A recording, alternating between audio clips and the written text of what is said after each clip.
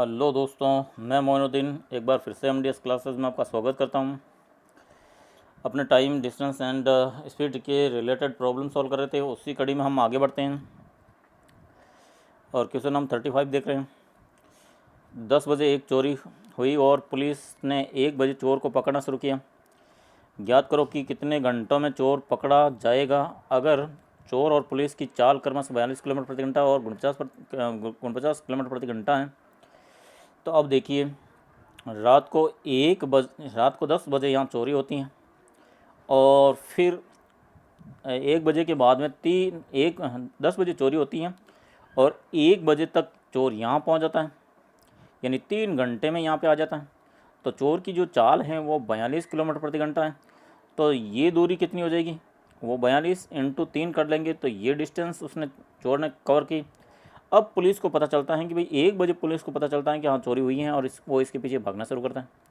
अब जो इनकी चाल है वो 49 पुलिस की, तो इनकी सापेक्ष चाल आएगी 49 माइनस 42, यानी 49 में 42 निकालेंगे तो 7 किलोमीटर प्रति घंटा ये सापेक्ष चाल आ गई। अब इस 7 का अगर मैं इसमें भाग दे दूँ, यानी 42 इंटू 3 में मैं 7 का भाग दे दूँ तो 7 ये आपके भाग चला जाएगा। 7 42 6 बार और 6 18 घंटों में ये पकड़ लेगा। बहुत ही आसान सवाल था। तो देखिए, 1 बजे ये 10 बजे चोरी होती है, ये 42 किलोमीटर प्रति घंटा से 3 घंटों में कितनी दूरी तय करेगा, 42 इंटू 3 दूरी तय करेगा। 1 बजे पुलिस को पता चलता है तो सापेक्ष चाल हो गई आपकी 49 माइनस 42 7, अब 7 का भाग दिया तो 18 घंटे आ गए। अगला सवाल देखिए, बम लगाने के बाद एक लड़का 30 मीटर प्रति सेकंड की चाल से भागना शुरू करता है और 56 सेकंड बाद में उसके बम फटने की आवाज़ सुनाई देती है। 56 सेकंड के बाद में उसको आवाज़ सुनाई दे रही है, तो 56 सेकंड में ये लड़का कितना दूर भाग जाएगा। ये 30 मीटर प्रति सेकंड को 56 से गुणा करेंगे तो ये तो दूरी हो जाएगी। अब ज्ञात करो कि कितने समय बाद लड़के को बम फटने की आवाज़ सुनाई देगी अगर इनकी चाल है जो आपके 450 मीटर प्रति सेकंड और इस बम की आवाज़ है वो 450 है। तो सापेक्ष चाल कितनी हो जाएगी, ये तो आवाज़ की चाल है 450 और लड़के भागने की है वो 30, तो 30 माइनस कर दो तो सापेक्ष चाल हो जाएगी 420। ये चाल आ गई और ये दूरी आ गई। अब मीटर प्रति सेकंड में, ये भी मीटर प्रति सेकंड में, आप इसमें इसका भाग दे दीजिए। 30 इंटू 56 में 420 का भाग दे देंगे तो आपके समय आ जाएगा। तो समय देखो, ये कितना था, 30 इंटू 56 था और 420 का भाग देंगे तो 0 से तो 0 कैंसिल हो जाएगा। 3 से काटेंगे तो 1 और 4 3 12, 14 चौथी 56, चौक 56, यानी ये आ गया आपके 4 सेकंड। तो देखिए, ये था आपके 56 सेकंड में लड़के द्वारा तय की दूरी ये हो गई। सापेक्ष चाल आपके 420 आ गई, 420 का भाग दिया तो 4 सेकंड आ गए। तो कोई तकलीफ नहीं, बहुत ही आसान सवाल था। तो अब आगे बढ़ते हैं और अगला सवाल है, 2 ट्रेनें जयपुर से दिल्ली के लिए क्रमशः एक तो 8:30 बजे, दूसरी 9 बजे रवाना होती है और उनकी गति है जो चाल हो गई वो 60 किलोमीटर प्रति घंटा और 75 किलोमीटर प्रति घंटा है। तो जयपुर से कितनी दूरी पर दोनों ट्रेनें मिलेगी। बहुत ही अच्छा सवाल है। एक ट्रेन है जो ये जयपुर से दिल्ली की ओर जा रही है, ये दूसरी भी जा रही है, मगर पहले ये 8:30 रवाना हो गई। तो 8:30 रवाना होगी तो जब तक 9 बजेगी यानी आधे घंटे में कितनी दूरी तय कर लेगी, क्योंकि इसकी चाल है वो 60 किलोमीटर प्रति घंटा। 1 घंटे में 60 जाती है तो आधे घंटे में कितनी जाएगी, 30 किलोमीटर, यानी वो आधे घंटे में जब 9 बजेगी, जब तक 9 बजेगी वो 30 किलोमीटर प्रति घंटे की चाल दूरी तय कर चुकी होगी। अब दूसरी ट्रेन इसके पीछे रवाना होती है और ये ट्रेन यहाँ है, 30 किलोमीटर इनके बीच की दूरी है। अब सापेक्ष चाल निकाल दो, क्योंकि एक ही दिशा में जा रही है तो सापेक्ष ये 75 किलोमीटर प्रति घंटा, तो 75 में से ये 60 माइनस कर लो तो सापेक्ष चाल आ गई आपके 15। तो 15 ये सापेक्ष चाल है, तो इस दूरी को तय करने में ये तो चाल ये काम में लेंगे।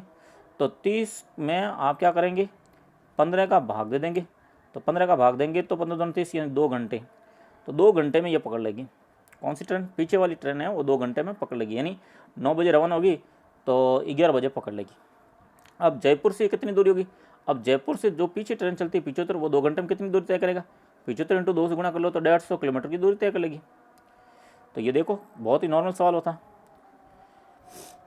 ए के द्वारा मतलब पहली ट्रेन ए है जिसने 30 मिनट में कितनी दूरी तय की, यानी आधे घंटे में, आधे घंटे को ये 60 से गुणा करेंगे तो 30 किलोमीटर दूरी तय कर ली।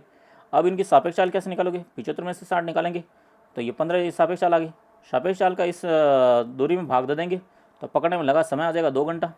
अब 2 घंटों में पीछे वाली ट्रेन यानी 75 किलोमीटर प्रति घंटा से कितनी दूरी तय करेगा, जयपुर से दूरी हो जाएगी 2 इंटू 75 यानी 150 किलोमीटर। वेरी सिंपल है, बहुत ही आसान सवाल है। आगे सवाल देखते हैं।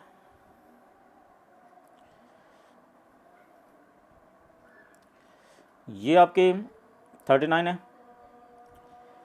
इसमें आपके 25 किलोमीटर प्रति घंटे की चाल से एक ट्रेन सुबह 9 बजे दिल्ली से चलती है, 25 किलोमीटर प्रति घंटे की चाल से, तो 25 किलोमीटर प्रति घंटे से एक ट्रेन चलती है, और दूसरी ट्रेन 35 किलोमीटर प्रति घंटे की चाल से दोपहर 2 बजे चलती है और उसी दिशा में जाती हैं। तो ज्ञात करो कि दिल्ली से कितनी दूर दोनों ट्रेनें मिलेगी। बहुत ही आसान सवाल है। तो देखिए एक ट्रेन है जो सुबह 9 बजे रवाना होती है यहाँ से, कहाँ से, दिल्ली से, और कितनी स्पीड से जा रही है, 25 से। तो 25 से तो 2 बजेगी, तब तक कितने, 9 से 2 बजे 5 घंटे हो जाएंगे। तो 5 घंटों में ये दूरी कितनी तय करेगी, 25 को 5 से गुणा कर लो तो 125 किलोमीटर दूरी तय करके ये ट्रेन आगे बढ़ जाएगी, यहाँ पे आ जाएगी। अब इनके बीच में 125 किलोमीटर की दूरी है।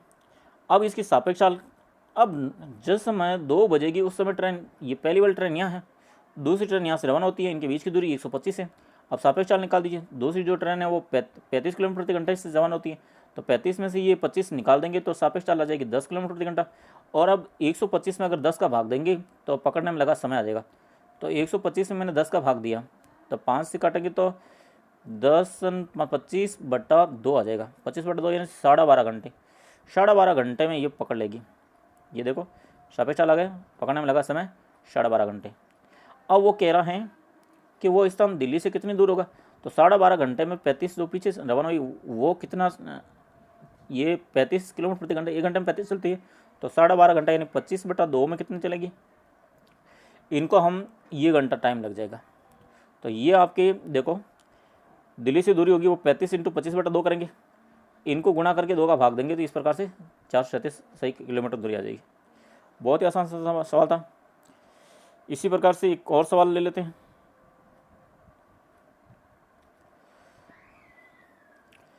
दो जगह P और Q 162 किलोमीटर दूरी पे है। एक तो P यहाँ पे और एक Q यहाँ पे है, इनके बीच की दूरी है वो 162 किलोमीटर है। दोनों जगह से एक ही समय पर एक दूसरे की तरफ ट्रेन आती, एक ही समय, जैसे 9 बजती है तो इधर से ट्रेन आती है, 9 बजे इधर से ट्रेन, दोनों आमने सामने ट्रेनें रवाना होती हैं, एक P से और एक Q से, और ट्रेनें चलना शुरू करती हैं और 6 घंटे बाद मिलती हैं। और यहाँ से 6 यानी 9 बजे रवाना होती है तो 6 घंटे बाद में, यानी 3 बजे मिले, 3 बजे कहीं पे भी यहाँ पे कहीं पे भी मिल जाएगी। तो एक ट्रेन की चाल दूसरी ट्रेन की चाल से 8 किलोमीटर प्रति घंटा ज़्यादा है। तो दोनों ट्रेनों की चाल ज्ञात करो। तो हम यहाँ P वाले की तो x किलोमीटर प्रति घंटा चाल मान लेते हैं, Q वाले की हम y किलोमीटर प्रति घंटा मान लेते हैं, और इनके बीच की दूरी है वो 162 है। अब देखिए दोनों आमने सामने जा रहे थे, इनकी सापेक्ष चाल क्या हो जाएगी, जुड़ जाएगी। तो x प्लस वाई ये तो सापेक्ष चाल होगी, सापेक्ष चाल होगी वो चाल होगी वो दूरी बट्टा लगा समय, समय कितना लगा 6। तो जो चाल ये सापेक्ष चाल होगी वो होगी डिस्टेंस बटा टाइम, यानी डिस्टेंस तो 162 है और लगा समय 6 घंटा है, तो 6 का भाग दिया तो 6 दूनी 12, पीछे रह गया आपकी 4, 27। तो x प्लस वाई इन दोनों चालों का योग हो गया वो 27 आ गया। परंतु यहाँ पे सवाल में दे रखा है कि एक ट्रेन की चाल है वो 8 किलोमीटर ज़्यादा है, तो हम ये मान लेते हैं कि x हैं जो ज़्यादा हैं y से कितना 8, तो ये दूसरा समीकरण हो जाएगा x minus Y equal to 8। ये पहला समीकरण और ये दूसरा समीकरण आएगा, इन दोनों को जोड़ेंगे तो ये y से y कैंसिल हो जाएगा और 2x की वैल्यू आ जाएगी 27 और 8 35।